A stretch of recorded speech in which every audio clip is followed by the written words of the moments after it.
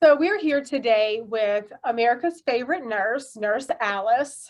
Nurse Alice is a well-accomplished clinical nurse specialist and an advanced in family nurse practitioner who specializes in critical care and emergency medicine. She's also the chief nursing officer at nurse.org and a fellow podcaster. So thank you for coming on to our podcast today. And looking forward to our conversation. You do have a long list of accomplishments, which I feel like is a great role model, someone of color for us to look up to, women in general to look up to and see a familiar face. So is there a particular reason for you going into the nursing field? I think it may have something to do with a family member, but I would love for you to explain it to the audience. Yes. So first, thank you so much for having me. I'm excited to be here and join into this discussion today. And so I absolutely, hands down, would not do anything other than nursing. I love nursing. Although I will say this, before I became a nurse, I thought I wanted to be an accountant. And I'm going to get into my why, which is a family member that influenced me. My dad was a retired serviceman. So he had, from the Navy, had plenty of benefits, everything was fine. So it wasn't an issue that he didn't have healthcare insurance, but we didn't have access to quality healthcare in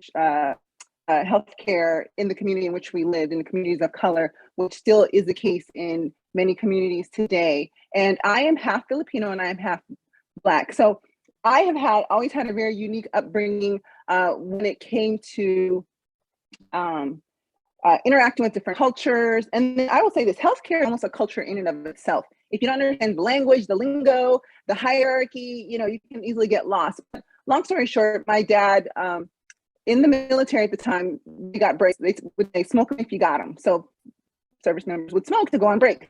And so during the course of his military career, he picked up smoking, and then he developed high blood pressure, and then had, experiences with heart attack, stroke, CHF, and, COPD and those type of things. So he was in and out of the hospital many times. And as my mom, Filipino, I often translated as a translator. We think, as eldest, and I would translate. So here I am, very young age, very involved in my dad's healthcare.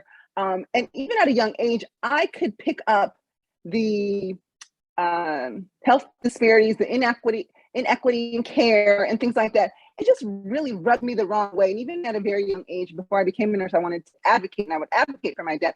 And, to fast forward the story, my dad ultimately died of a massive heart attack in a hospital. And so it was then where I committed and vowed, I'm going to be the best cardiac nurse in the world. I'm going to help advocate in all communities, especially community of colors, where there are higher rates and incidences of heart disease and other chronic illnesses. But that's kind of where I set off to really strive and thrive not just in the hospital, but in the communities, and be a health advocate and ally communities with hospitals. And then also, and I know this will tag into some of our conversation today, in that final experience with my dad, when I was in the emergency room, I heard a lot of confusion. I could hear what seemed like uncertainty, not sure of what to do, how to do it, having the supplies.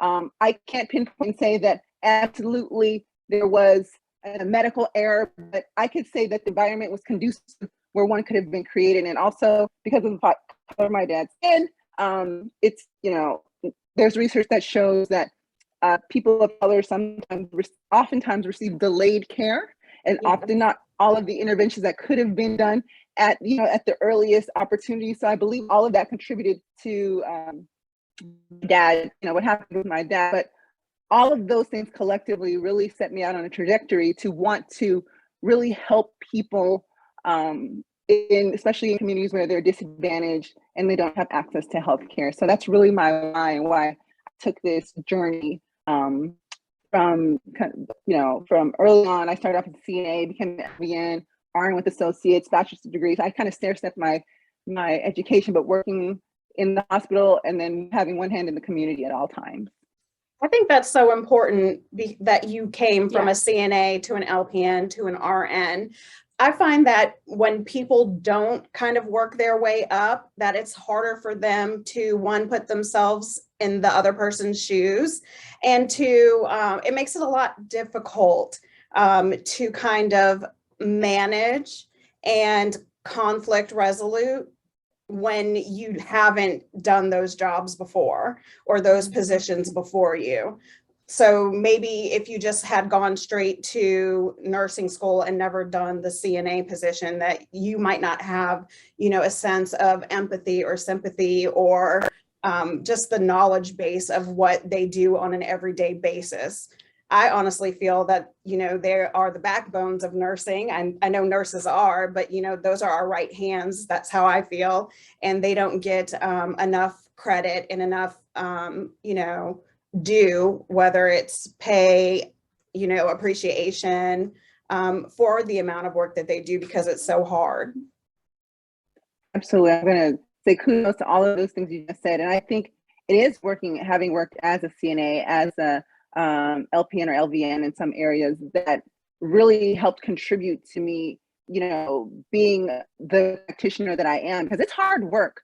And I'm just going to go ahead and say it, and this is no shade or knock anyone, but sometimes when we just bypass and go from, just nursing students straight to RN, we miss the experience, what's like to work, to be and work, and what the scope is of an LPN and CNA, because oftentimes I found that those roles are underutilized, not allowed to practice to their fullest scope, although RNs and APNs want to practice to their fullest scopes. We have peers that need that as well as the appreciation. And every team member is just as important. And I've always partnered and still do with my CNAs and LPNs, because listen, they can be your best friend or your worst enemy. Not that we would be enemies, but I'm just saying, when you foster an environment of collaboration, teamwork, and communication, you work better together, you're more efficient, and the patients get way better outcomes.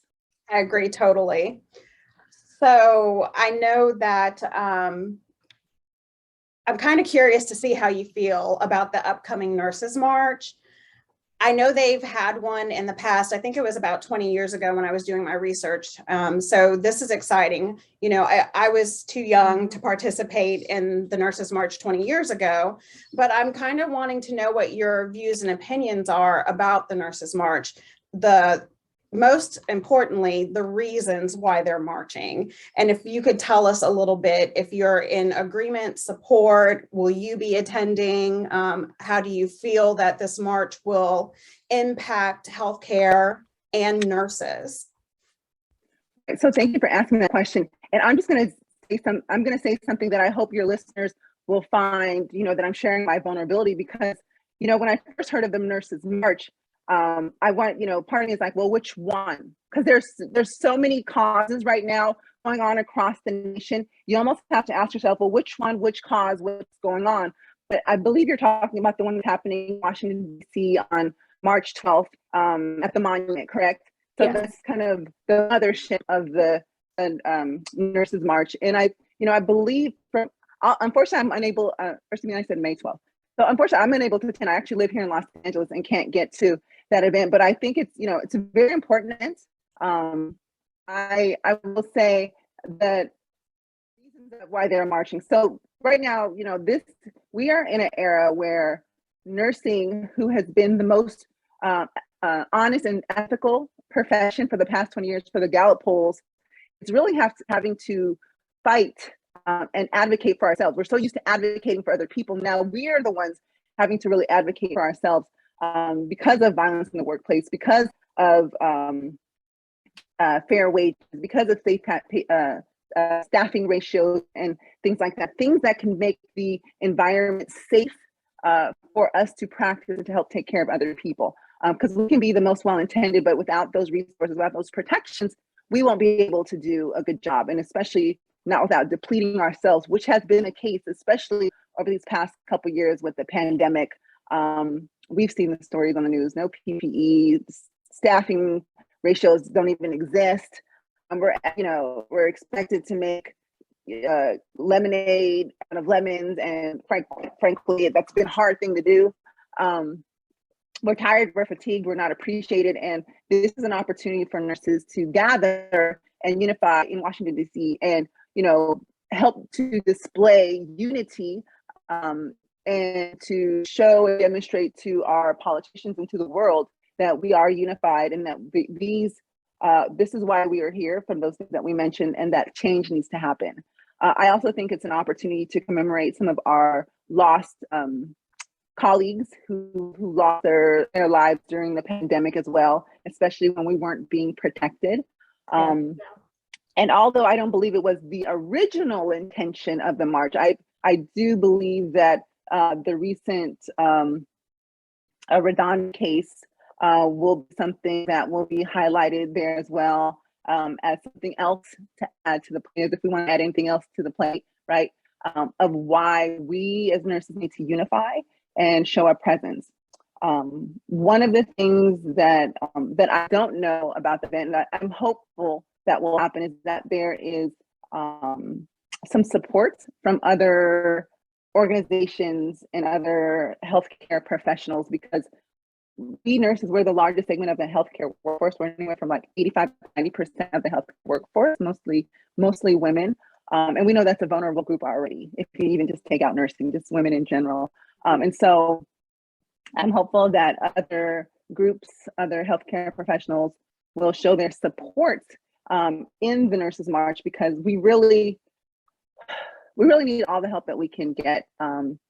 We need, it takes a village. When we talk about multidisciplinary care, every discipline is important. So I'm hoping that the other disciplines will help show support for nurses, and even the work that we do and how we show up in DC on March, or I keep saying March, May 12th will have a trickle down effect. And when we can improve when we can eliminate, I want to say eliminate, although I know it's going to be a challenge, eliminate workplace violence, especially patients to healthcare providers.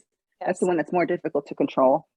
Staffing ratios, better pay, improving our work conditions. It's going to take, I think the march is a great show of camaraderie, and that we're here and that we're going to fight for this.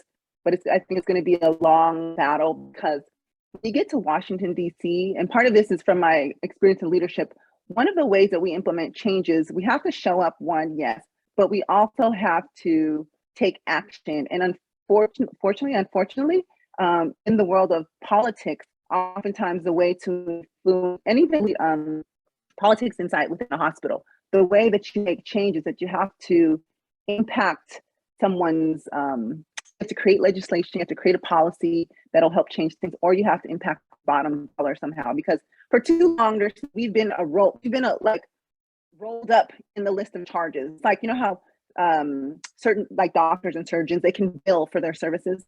Nurses, right. We're like Tylenol, nurse, linen, like we're on the charge list as rolled right up in the room. And until we can, pull ourselves out of there and really make some changes in policy and with payments, I think that's how we're ultimately going to get the changes that we want to see to improve our workplace. So I know that with the new, or what seems to be a lot of the new trials that are going on and a lot of the new headlines that are coming out about nurses, I know at the Nurses March, it's kind of been like they're kind of tacking on one thing, another thing, but the RaDonda sentencing is going to be the day after the Nurses March on May 13th. And I don't know if you followed that trial very closely. It is something that I know that we did follow, because it, of course, hits pretty close to home when you're talking about med airs and nurses or med airs in general in healthcare. What are your thoughts on how just the verdict will impact healthcare, not just necessarily nursing in particular, but just healthcare as a whole? That is a great question. And so let me first start by saying, I'm aware of the case. more recently. I wasn't aware when it first happened. And I think that's one of the problems in healthcare. Whenever there has been an issue, a medical mistake, med error, wrong side surgery, those type of things, they usually are kept kind of hush in the hospital. It's something that the hospital jumps on.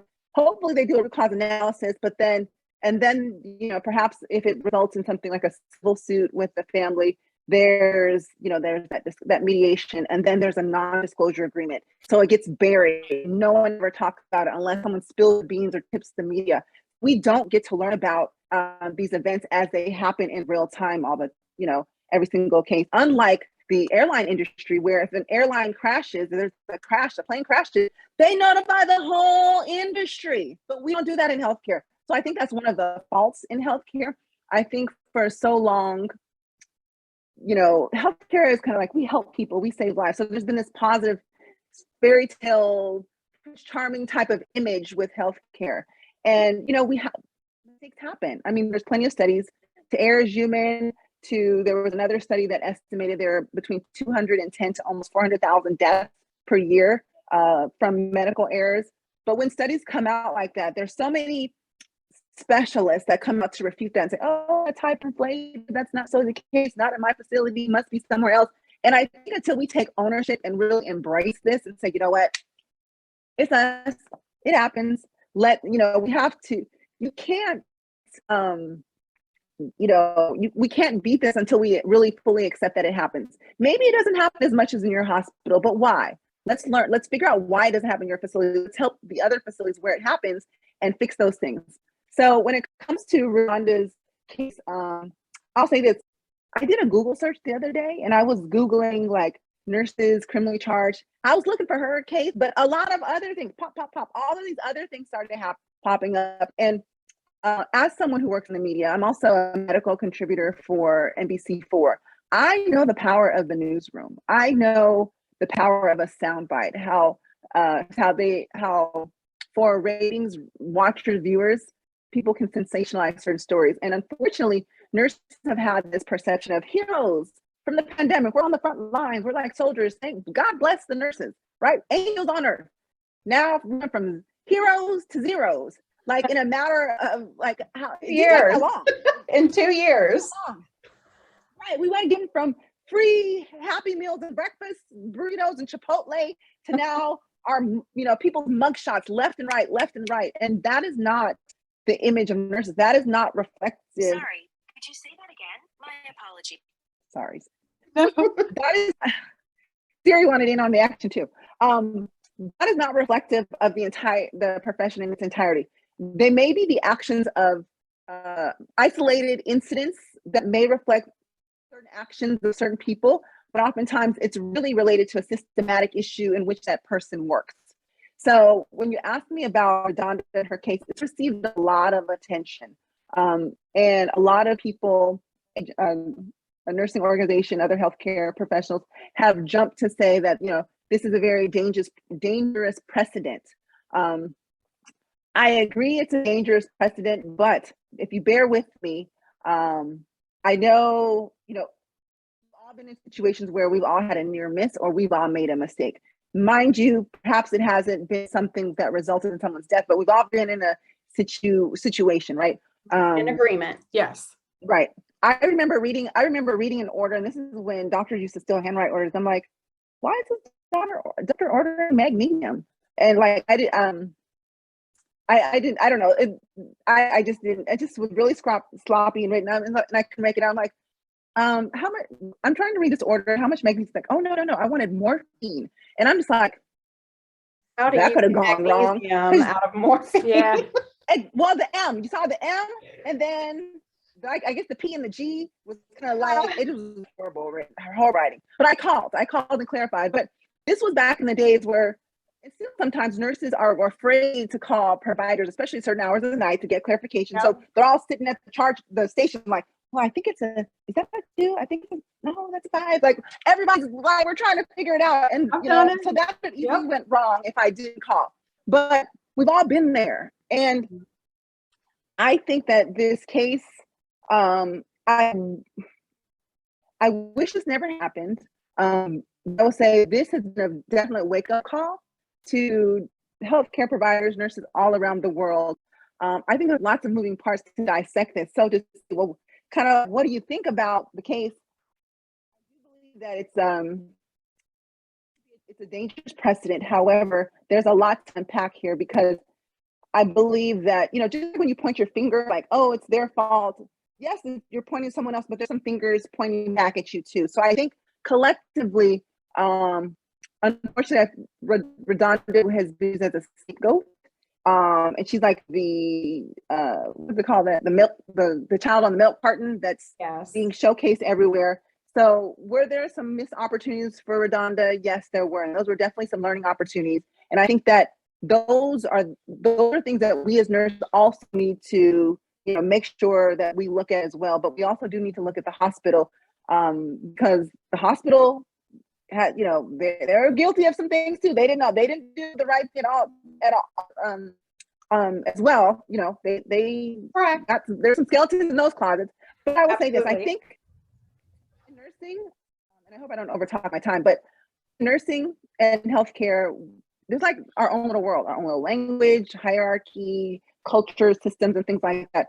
The unfortunate thing here, I think it's a big lesson learned, is that the politics of the healthcare system do not always translate to the politics of the judicial system. So if you think of, I'm going to use the example of church and state, separate powers, and powers are separated to prevent the concentration of unchecked power and to provide a checks and balance. So we know that healthcare needs a revamp. We need to fix its processes. You know, it never should have been the case. If something was broken, it should have been fixed right away, so the nurses could have been safe.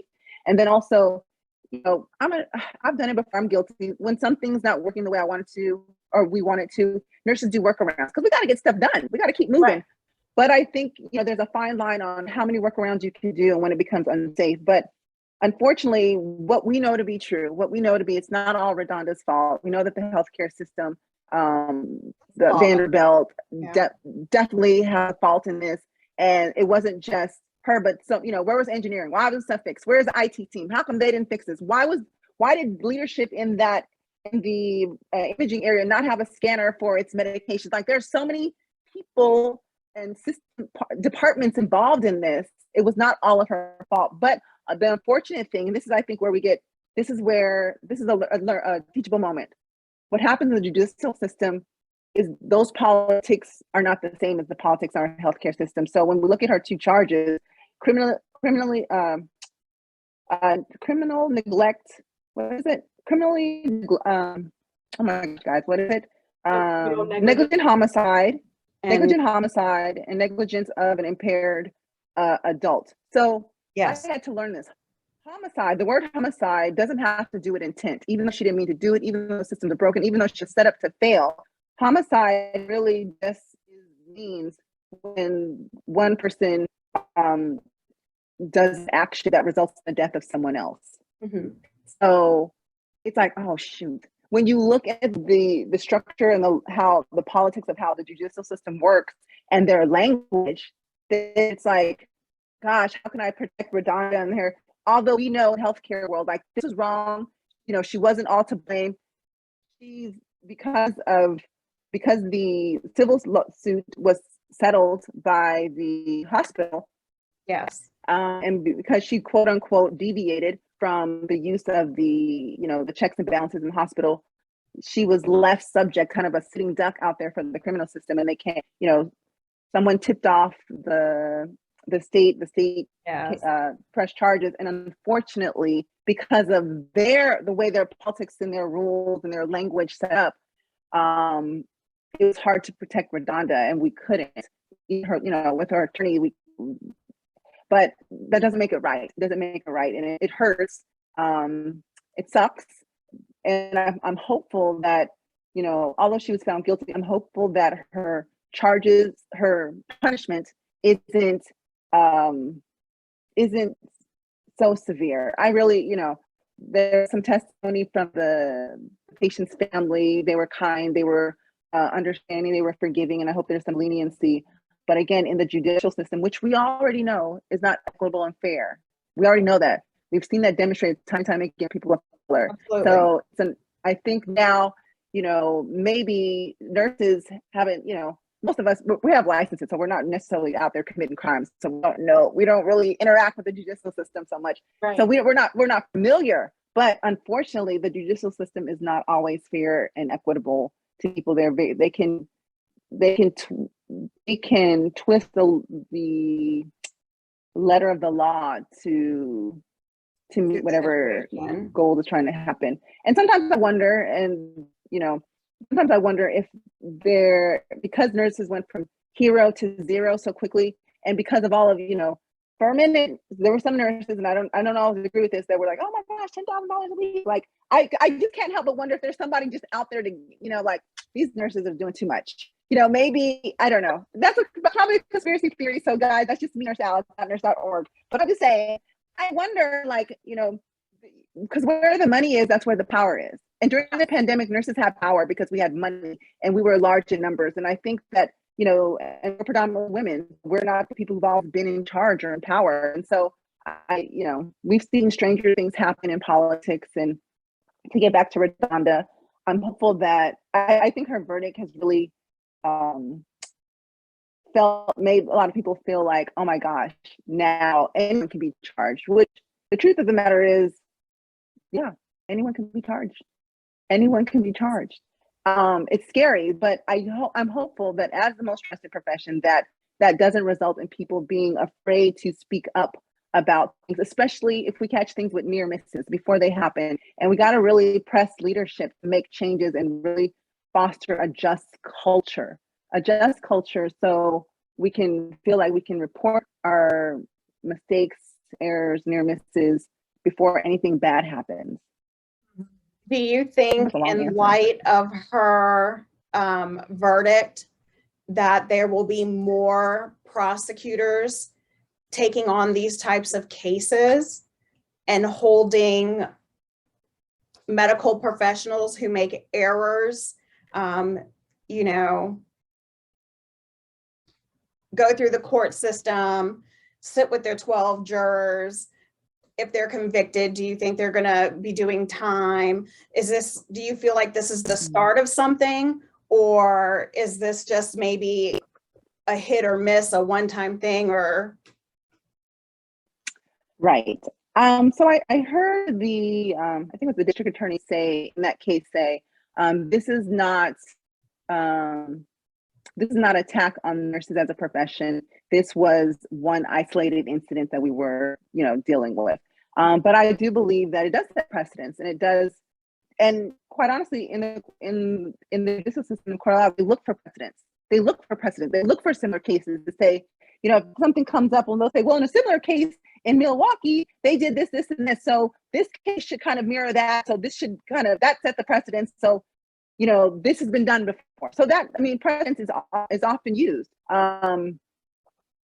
And similar to healthcare, if something has happened in one hospital, or we find a practice that works well or does whatever objective we want it to have, try to apply it to other situations. I do believe that we will see more cases.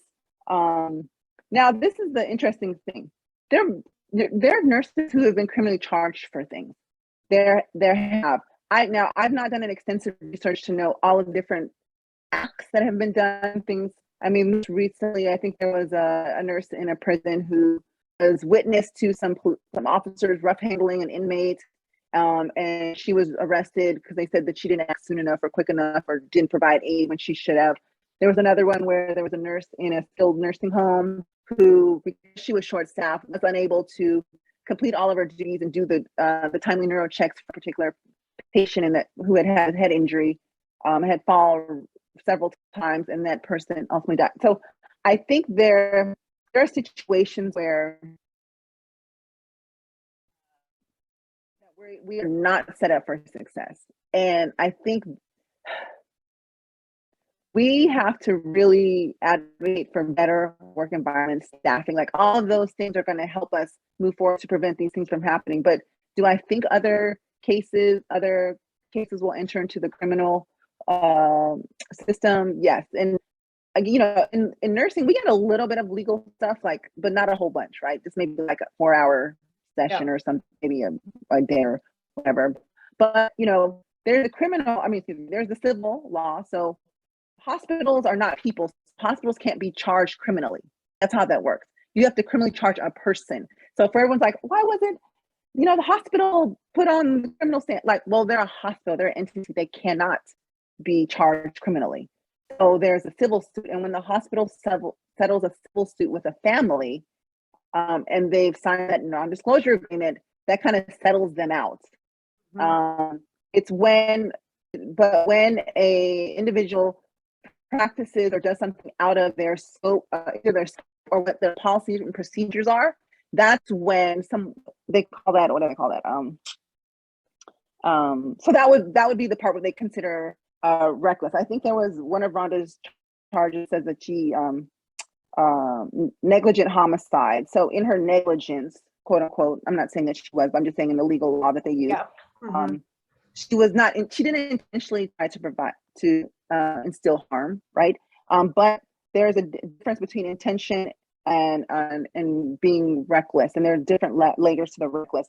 And I think, and again, I'm not saying RaDonda was reckless. I'm using the terminology used by the court system, but in the how RaDonda was charged, it just says that her a lack of action of a certain behavior resulted in death. Something that normally should have happened that didn't happen resulted in death. So that's where on the technical term, that's how they found her guilty. But I think in the court of public opinion, we all know that she was set up to fail in a system like that. It's my hope that schools, healthcare systems, the various disciplines all come together to really fix this healthcare system to make it work. Because the truth is, it's not just nurses, doctors, respiratory therapists, anybody now in the healthcare system. Yeah. Let me say this: and the public is probably there's a lot of mistrust with healthcare, especially nowadays with everything that's happened these past a couple years with masks and vaccines and all these people dying, and you know, there are people, and people are already upset with us because of medical bills. So I'm hopeful that we can fix what we need to fix in our healthcare workforce, mend the relationship with the public, and hopefully these type of, you know, if these things happen, we won't see as many criminally charged cases, because you know it will likely discourage people from being forthcoming with mistakes or near misses, and they'll try to cover it up more often than not. I hope not, but I'm afraid, you know, that might be some of the unintended outcome that happens with it. Yeah, I think that's a very legitimate concern. Before we were freely, most of us were freely coming out and saying, hey, you know, I did this or I did that, or I almost did this and I almost did that. And so I'm quite curious to see going forward how many errors get reported compared to those previously before, you know, the finding of this trial and the verdict of this trial. So I guess, do you have any advice for nurses that are working in maybe that similar type of environment so that they don't find themselves in the same position as RaDonda? She, you know, in her case, she was a floater nurse. She was orienting a new nurse.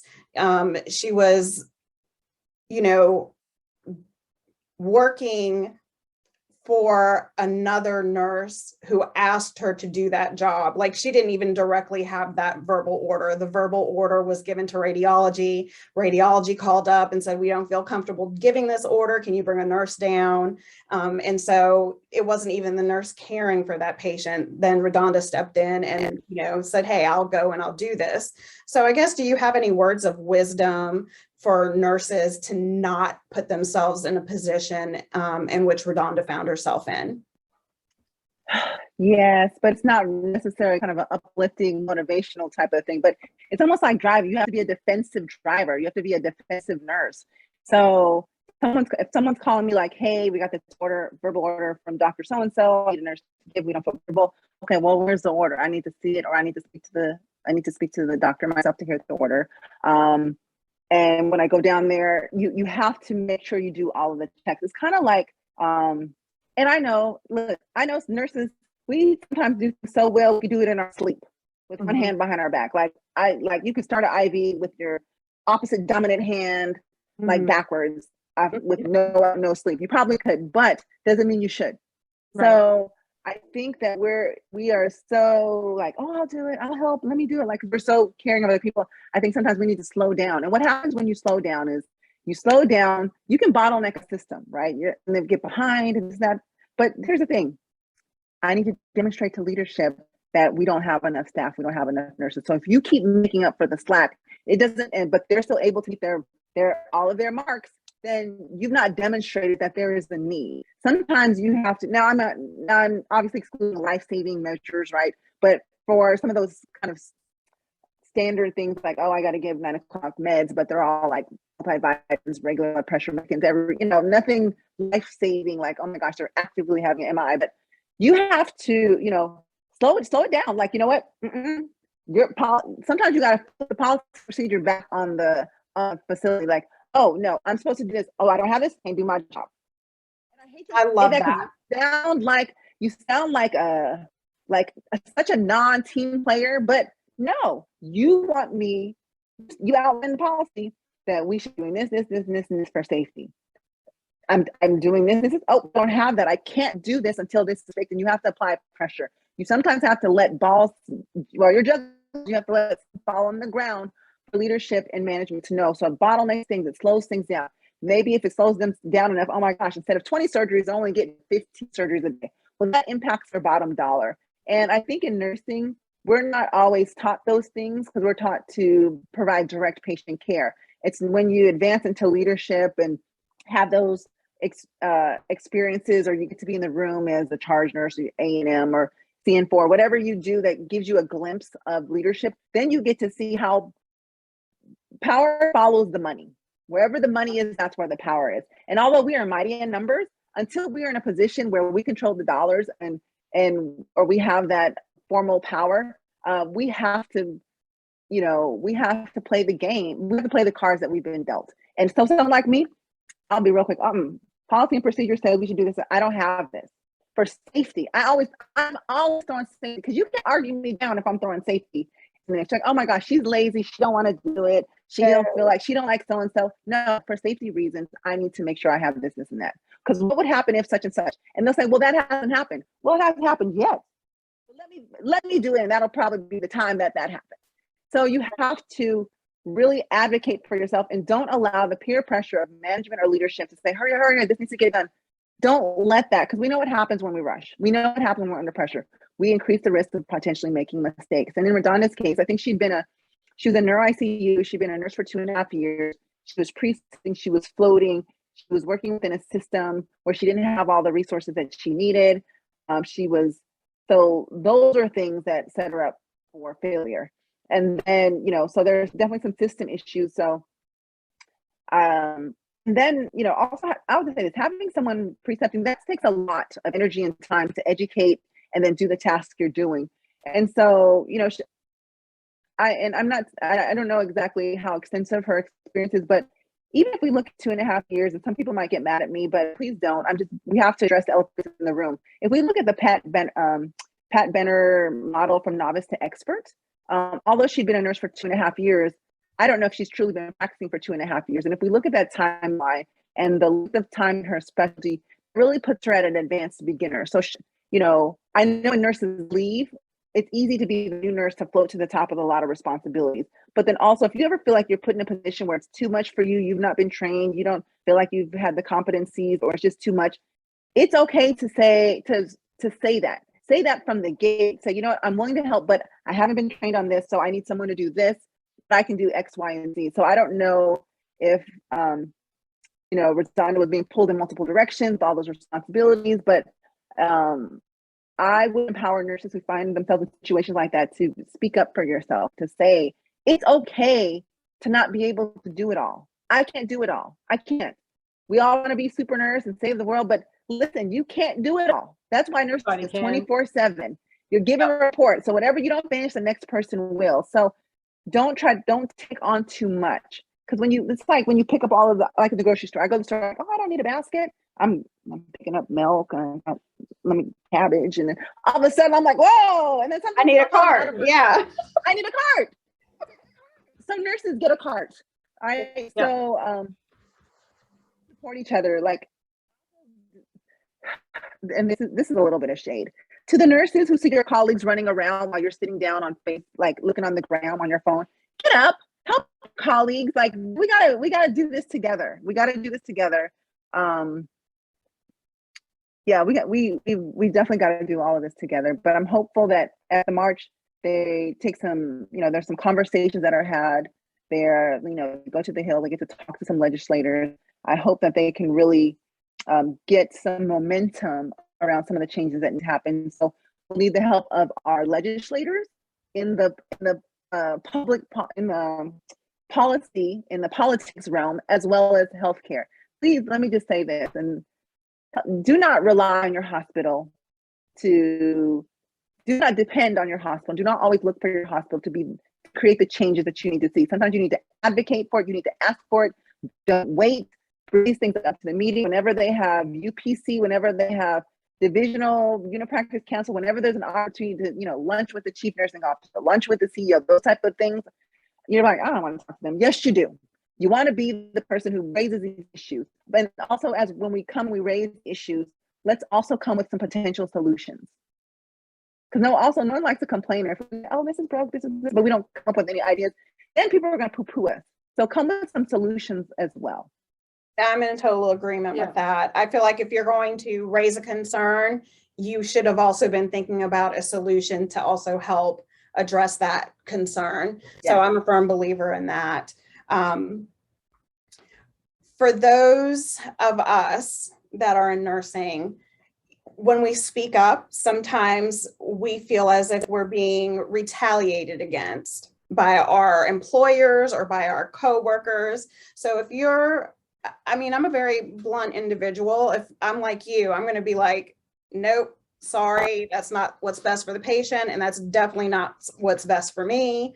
So when you are, confronted with that by your employer, saying that you're not a team worker, saying, that you're not performing your job duty or your job description, what advice would you give for a nurse, whether they're newly out of school or seasoned, to kind of combat the retaliation?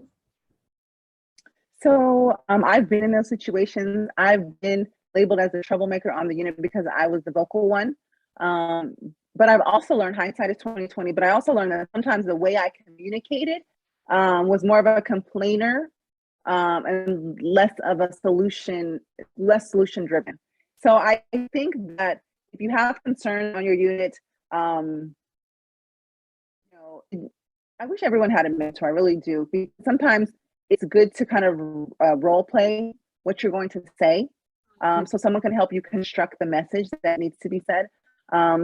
So once I identified that, my approach and my communication, I was able to make more of an impact when it came to making changes.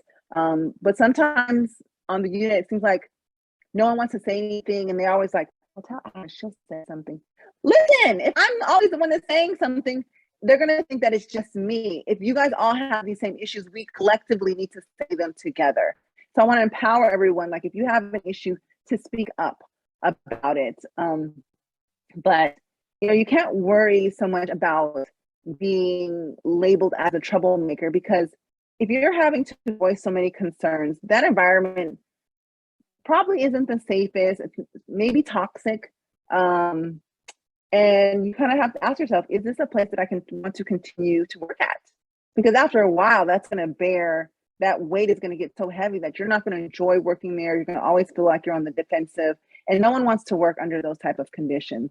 Yeah. But I was told by a mentor that sometimes we will, you're definitely going to grow, but you don't always have to grow where you started. So don't be afraid to, obviously don't abandon ship at the first sign of trouble, right? You try to correct the situation.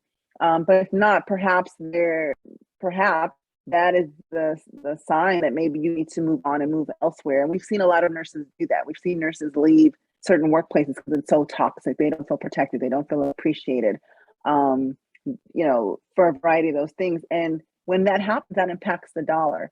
So I know we're so worried about what's going to happen to the patient, but for a moment, it's like when the air mask, you're in a plane, air masks come down. You have to put your air mask on first to help someone else. But don't be afraid to speak up.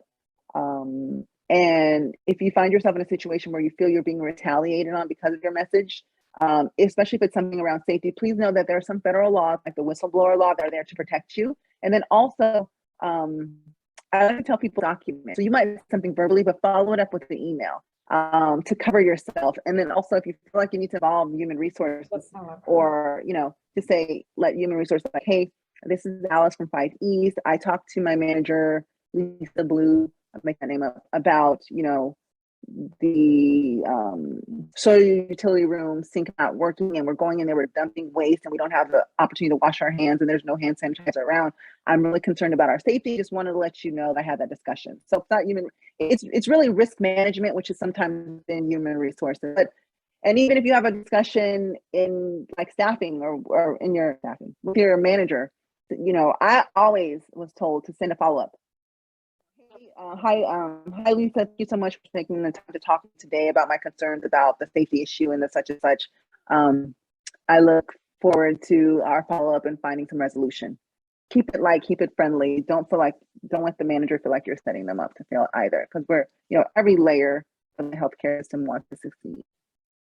I think that's true. And I think that that's really important for not only seasoned nurses, but even people that are thinking about going into the healthcare field, even if it's not just nursing, but any healthcare profession at all, because there is a lot of chatter on social media about people going, oh, I'm not so sure about nursing anymore. I'm not so sure about healthcare. And not having enough nurses is not going to fix the problem, or in any other aspect of healthcare, not having enough staff doesn't fix any of the issues. And I think that most people chose nursing for a reason, and they have that it's a double-edged sword a little bit with it. You do have to take the good with the bad, not just necessarily with administration and politics, but I mean, there's just sad things within healthcare that you have to deal with, losing patients, things like that. But it's also very rewarding, and can really make you appreciate, I think, not only your job, but the small things in life. You can get reminded of that. I do think that a lot of the advice that you give would be great for up and coming nursing students, that they could have an idea of where to go if they get into a situation where they're like, how do I respond to this? Or how do I explain that I'm not comfortable? Having a mentor would be a great place to start. And I know that there's a lot of mentorships for nursing specifically that are available. Yeah, where do you see nursing going in the future? Do you envision a direction in which you think will take place? Do you see changes maybe coming down the pipeline due to, the last 2 years and due to these trials and everything else? I actually see, we don't have enough nurses at the bedside. That is one thing for sure. We have a nursing shortage. So we definitely need to work on, increasing the number of nurses and working on conditions to retain them. But I do see a lot of nurses who, I hate to say leaving the nursing profession, but they're wearing their nursing hat in a different style. They become entrepreneurs, they become business owners, they've launched outside endeavors from the hospital, but still using their nursing knowledge and nursing skill set to do those things and provide services that other people need. Some people have gone to IV hydration businesses, they've created health programs, they've done all these entrepreneurial things that we've not necessarily been exposed to in our nursing programs for so long. We've been just work at the hospital, work in the clinic, work in the, like in the skilled nursing home, service, but we've never really been taught to be a boss. And so I think if anything, nurses are bossing up.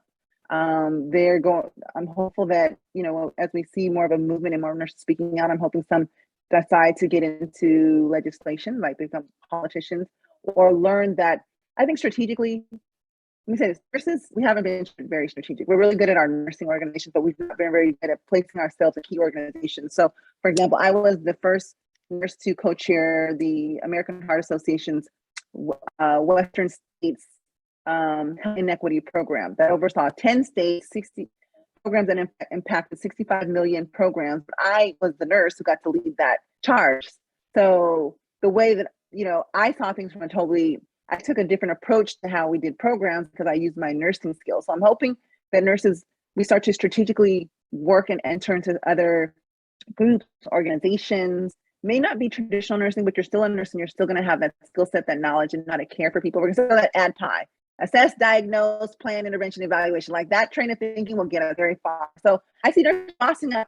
I also see for the bedside nursing, again, this is my thought, might be for some people like, oh, Alice, it's a conspiracy. I don't think it's a conspiracy, but I envision that nurses will learn how to contract themselves and do away with nursing and travel agencies and learn how to contract themselves with hospitals, because nurses are not going to stick around these hospitals with these conditions. Unless these conditions change, nurses will say, I'm going to write up my own contract. I'll work at your bedside for X amount of dollars for 6 months. And I believe nurses will learn how to do that independently of agencies. So if anything, I think nurses are going to be wise and smarter about how to handle and be more fiscally savvy when it comes to moving forward in healthcare, because we saw a lot of money go to some of these people in the C-suites, doctors, we saw the upcharges, all those things, and we saw a little bit of it with travel nursing. So we're like, oh, we can do that. Let me figure out how to way to monetize this thing. So I think that's where we're going. Absolutely. Yes. Absolutely. Do you want to go? Well, I'll just ask her. So where can we find you? I know you do a podcast. If our guests wanted to reach out to you or find you or even ask you to be, a guest on maybe their podcast or vice versa, where can we find you?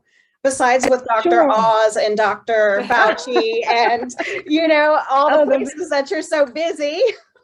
Oh, thanks so much. Yeah, I love using media as a platform for advocacy. I get to talk Absolutely. about many of these same issues on a larger scale. But I have a website, AskNurseAlice.com. You can visit me there.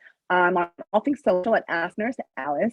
And, as a chief nursing officer at nurse.org, I get to, work with so many great contributors and such a great organization that, if you want to email me, you can email me at nursealice@nurse.org.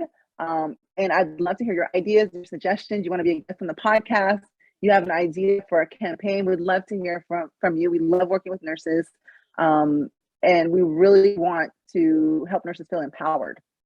And if myself and nurse.org can, help fuel the fire on some of the great ideas I know you guys have, we'd love to do so. Awesome. That's great. Well, I know you're doing a great job just doing what you're doing naturally, Absolutely. empowering, I know, many women, and probably specifically, women of color that have a great role model to look up to. So thank you. I appreciate you taking time out of your busy schedule, because I know you're busy, to come on and be a guest. And I hope that this kind of opens up the door to future projects and things that we can work together on. Absolutely. Absolutely. I'm always excited to work with people. People are like, oh my gosh, yeah, come on, let's go. Let's do it. What do you want to do? Let's go. I'm all for it, because, at one point I was the nurse who needed that help. I needed someone to kind of open the door. And so, if someone helped me move forward, I want to turn around and reach my hand back and help other people move forward in any way that I can. So. Awesome. Thank you so much. We appreciate you being on, Ashley and I. And I hope we keep in touch. Yes, we will. Thank you so much, ladies. I appreciate you having me on. Thanks so much. Absolutely. Have a good day. You have a great day.